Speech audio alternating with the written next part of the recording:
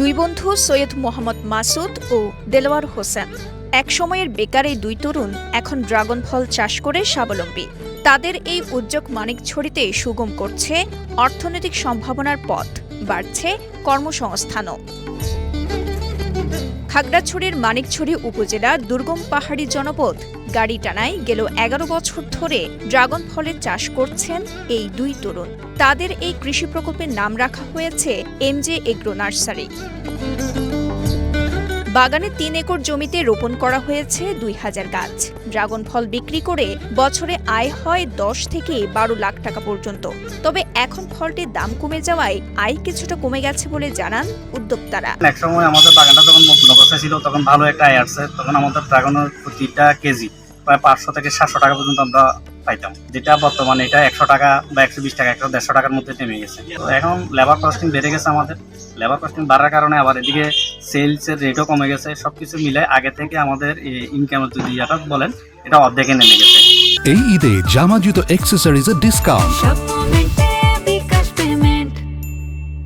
এই দুই বন্ধুর বাগানে কাজ করেন ১০ থেকে ১২ জন শ্রমিক।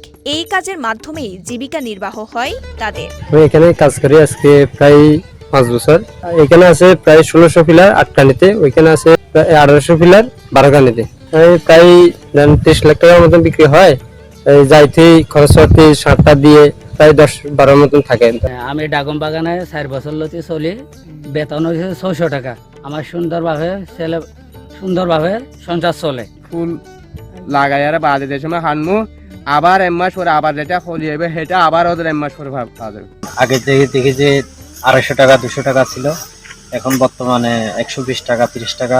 জেলায় ২০২৪-২৫ অর্থ বছরে ৭১.৪ হেক্টর জমিতে ২৫৪ টন ড্রাগন উৎপাদনের লক্ষ্যমাত্রা নির্ধারণ করেছে কৃষি সম্প্রসারণ অধিদপ্তর। লক্ষ্যমাত্রা পূরণে কৃষি উদ্যোক্তাদের পরামর্শ ও সহায়তা দিয়ে যাচ্ছেন বলে জানান কৃষি কর্মকর্তারা। আমরা কৃষি বিভাগ বিভিন্ন কারিগরি সহযোগিতা আমাদের বাগানে যারা ড্রাগন ফ্রুটের বাগান করতে চায় তাদেরকে আমরা দিয়ে যাচ্ছি। এছাড়া আমরা জেলা পরিষদের সাথে কথা বলেছি যেন কৃষকদেরকে কিছু আর্থিক সহযোগিতা করা যায় কিনা। তাদের দেখা দেখি স্থানীয় অনেকেই এখন চাষ করছেন ড্রাগন ফলের। এতে স্থানীয়রা একদিকে যেমন অর্থনৈতিকভাবে সমৃদ্ধ হচ্ছেন, তেমনি বাড়ছে কর্মসংস্থানও।